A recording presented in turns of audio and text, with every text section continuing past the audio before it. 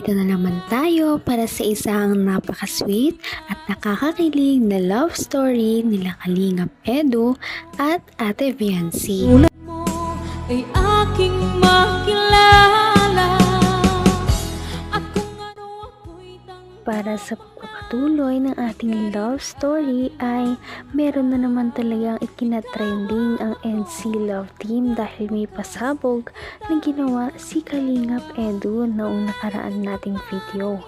At ngayon nga ang pagpapatuloy nito dahil sinabi niya kay Ate Viancy na gusto niya daw talaga ito. Ngunit hindi naniniwala si Ate Viancy sa mga sinasabi ni Kalingap Edu. Kaya naman para patunayan ito ay tumalon si Kalingap Edu sa ilog. At hindi lamang isang beses kundi dalawa. Kaya naman parang nininervyos talaga si Ate Viancy dahil sa mga ginagawa ni Kalingap Edu para lamang patunayan ang nararamdaman. ang nais ko lang. Kung naman po kayo maglangon. Sabihin mo lagi ako'y iyong mahal at hindi pa nandali at hindi pang habang buhay hindi nagtataksil kahit Yan si para sa ito.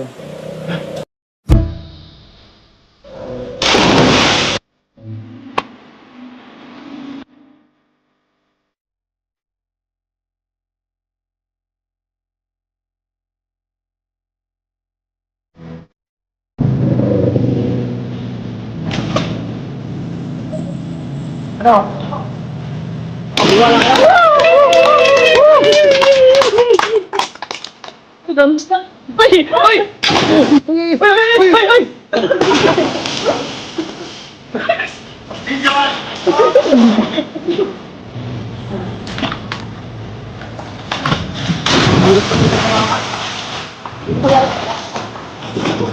Lain kita. Saya? Oh, dia.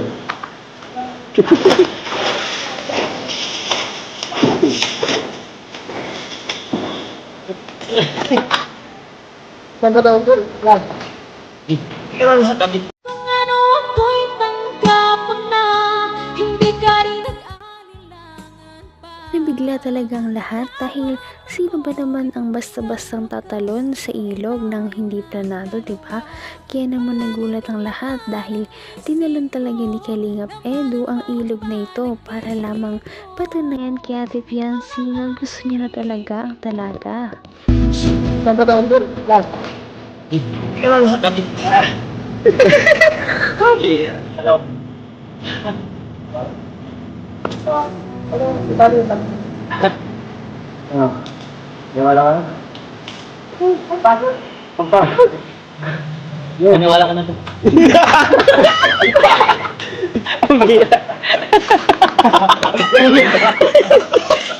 Umarang tayo.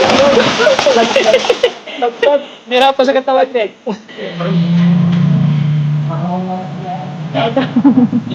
Yan. Edo. Hindi ba yan? Hindi. Naniniwala na po ako. Huwag na po kayo mag-ano baka madisila. Wala akong magagawa. Sige na ako eh.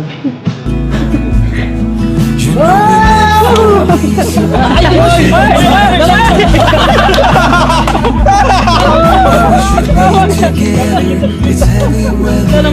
We're heading for tonight. You better take what you need, 'cause the time's right now.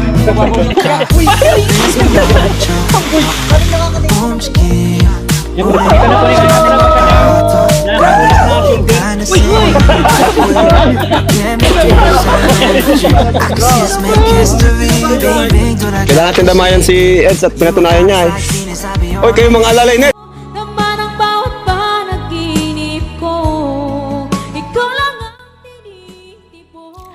Ang malala pa dito, Talagang hindi isang beses kundi 2 beses talagang tinalon ni Kalingap Edu ang ilog na ito para lamang patunayan kay Ate Fiancé na gusto niya ang dalaga, at si Ate Fiancé naman ay namumula na lamang sa gilid.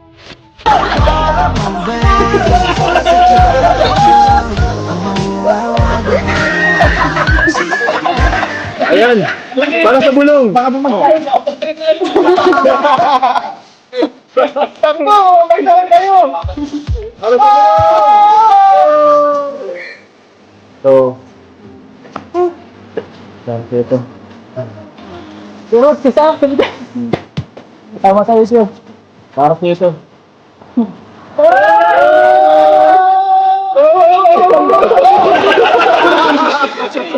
Ay!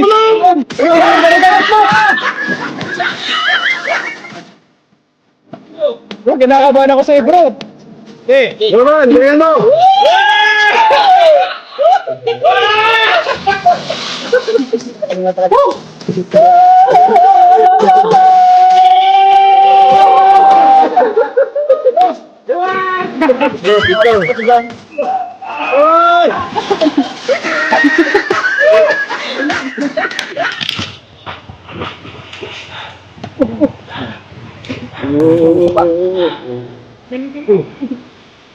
Kaya mababa, dyan na lang.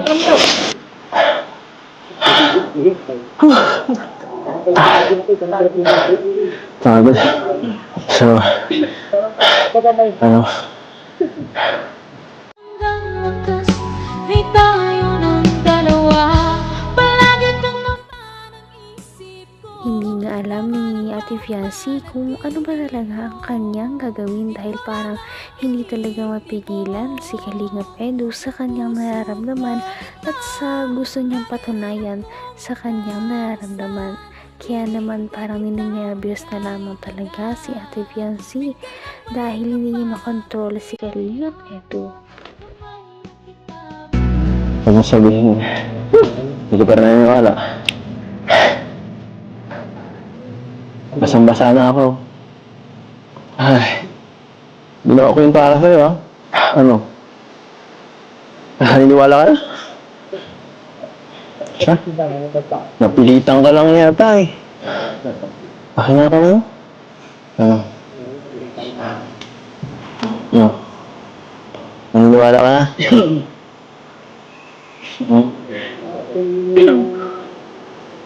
Dito ka tumingin.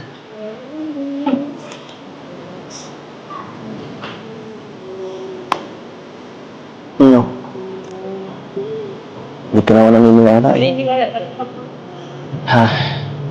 Delikado po kasi ginawa. Siyempre.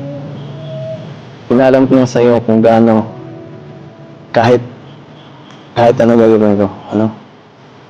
Kasi, ay. Hanggang lang pa. Sige na nga.